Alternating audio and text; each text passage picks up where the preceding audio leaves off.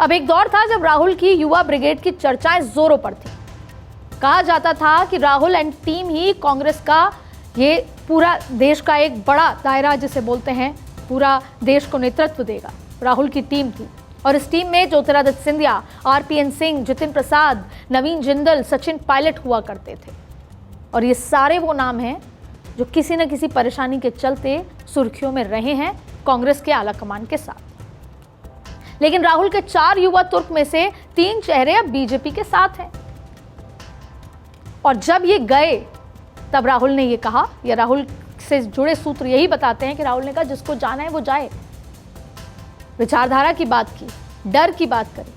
लेकिन अगर कोई आपकी पार्टी छोड़कर जाना चाहता है 1, 2, 3, 4, तो आपने रोककर ये सवाल भी नहीं किया कि वजह क्या है।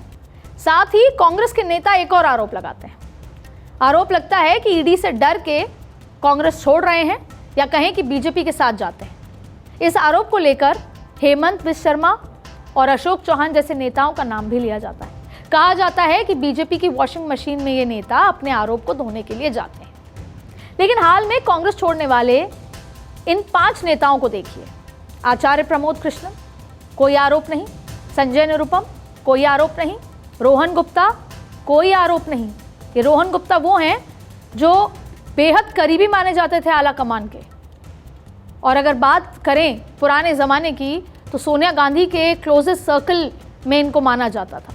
गौरव वल्लभ राष्ट्र प्रवक्ता थे और राजस्थान में इनको टिकट भी दी गई। उसके लिए सीईसी में गहमा गहमी हुई। राजस्थान के तब के अध्यक्ष स्पीकर, उन्होंने इनके लिए लड़ाई लड़ी कि गौरव वल्लभ को टिकट दी जानी चाहिए। और आज वो दामन छोड़ के चले गए। लेकिन हम बात कर रहे हैं कि 5 वो लोग हैं जिन पर कोई आरोप नहीं है। बॉक्सर विजेंद्र सिंह, कोई आरोप नहीं। इस ट्रेंड से साफ हो जाता है कि बात केवल करप्शन के आरोपों और जांच एजेंसियों के डर की नहीं है। एजेंसियां अपना काम कर रही हैं, लेकिन कांग्रेस अपने गिरेबान में झांके कि प्रॉब्लम क्या है, दिक्कत क्या है। बीजेपी पर आरोप लगाती है, वो एक अलग मुद्दा है, राजनीति का हिस्सा है। लेकिन हमारे सारे नेता एक के बाद एक जा रहे हैं, उसकी वजह क्या है वो बैठकर सोचने का या तो समय नहीं है या चिंतन का मूड नहीं है। अब चलिए एक और बार आपको अगर मान भी लिया जाए कि कांग्रेस के कई नेता अपना दाग धोने के लिए गए हैं, कांग्रेस ने आरोप लगाया और हम मानते हैं कि दाग धोने के लिए बीजेपी में शामिल हुआ है, तो यहां कांग्रेस से तो उससे भी बड़ा सवाल खड़ा हो जाता है कि आखिर आपने अपने कुनबे में ऐसे कितने लोगों को शामिल कर रखा है जिन पर करप्शन के चार्जेस हैं। साथ ही यह भी सवाल है कि आखिर कांग्रेस के राज में क्या इतने करप्शन हुए। कांग्रेस छोड़ने वाले नेताओं के पास वजह एक नहीं है। जो भी नेता कांग्रेस छोड़कर जा रहा है, पार्टी नेतृत्व और आला कमान पर गंभीर आरोप भी लगा रहा है। कांग्रेस को कभी ब्राह्मण बनिए की पार्टी कहा जाता था, लेकिन हाल के दिनों में जिस तरह से कांग्रेस का स्टैंड हिंदुत्व को लेकर बदला है, उसे लेकर भी पार्टी छोड़ने के बाद नेताओं का दर्द सामने आ रहा है। राम मंदिर प्राण प्रतिष्ठा को लेकर विपक्षी खेमे में कई विवादित बयान हैं। कभी भगवा आतंक जैसे टर्म देने वाली पार्टी धीरे धीरे सॉफ्ट हिंदुत्व की ओर बढ़ी। राहुल गांधी की जनेऊ और मंदिर जाने वाली, मंदिर घूमने वाली तस्वीरों को लेकर कांग्रेस ने खूब सुर्खियां बटोरने की कोशिश की। और ये वही कांग्रेस है जो राम मंदिर का ताला खुलवाने का क्रेडिट तो लेना चाहती है, लेकिन जब बात उस राम मंदिर के प्राण प्रतिष्ठा की आती है तो बीजेपी का विरोध करते करते मंदिर का ही विरोध करने लग जाती है। गौरव वल्लभ ने बीजेपी ज्वाइन करते वक्त इस मुद्दे को रखा। मेरा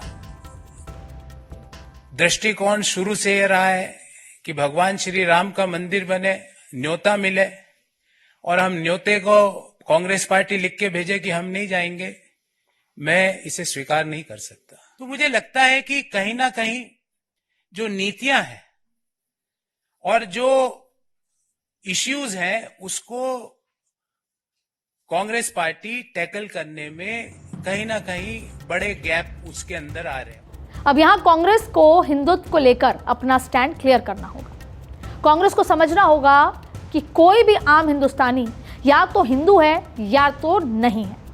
जिसके देश के मुसलमानों ने भी राम मंदिर के प्राण प्रतिष्ठा का स्वागत किया, अलग अलग तरीके से उसमें शामिल हुए, हिंदुओं के साथ मिलकर पूरे देश में भाईचारे के साथ जश्न मनाया। उस देश की सबसे बड़ी पार्टी जब राम मंदिर का विरोध करे तो सवाल खड़े होने लाजमी है। ये वही कांग्रेस है जिस पर अल्पसंख्यकों के तुष्टीकरण का आरोप लगता आया है। और धीरे धीरे क्या हुआ, मुसलमान वोटर कांग्रेस की जगह क्षेत्रीय दलों में विकल्प तलाशने लगे और हिंदू वोटर तो पहले भी बीजेपी के पास था और अब वो कुनबा और मजबूत हो गया। जैसे केरला का जिक्र करें, वहां पर अगर 48% मुसलमान हैं तो 38% हिंदू हैं। इसीलिए भारतीय जनता पार्टी अगर केरला या खास तौर पे वायनाड की बात करें तो अपना विकल्प ढूंढ रही है, क्योंकि जितनी आबादी में मुसलमान हैं, अगर वायनाड का जिक्र करते हैं तो वहाँ पर 45% मुसलमान हैं, 38% हिंदू हैं, 11% क्रिश्चियंस हैं। तो भारतीय जनता पार्टी अपना विकल्प वहाँ खोज रही है, अपनी जगह बनाने की कोशिश कर रही है, क्योंकि भारतीय जनता पार्टी ने अपने हिंदुत्व वाली स्ट्रैटेजी से नॉर्थ को साउथ से जोड़ लिया है। अब ऐसे में पहले के दौर में लोग पार्ट टाइम लीडर हुआ करते थे, टीचर, प्रोफेसर, डॉक्टर, वकील और व्यापारी, प्रोफेशनल्स पार्ट टाइम पॉलिटिक्स करते थे।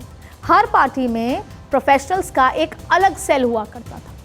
कई पार्टी में आज भी ऐसा होता है, लेकिन जैसे कि मैंने आपको शुरुआत में बताया, आज की तारीख में पॉलिटिक्स एक प्रोफेशन हो गया है। छोटे छोटे शहरों और कस्बों में हर स्तर पर लोग फुल टाइम पॉलिटिशियन की तरह काम करते हैं।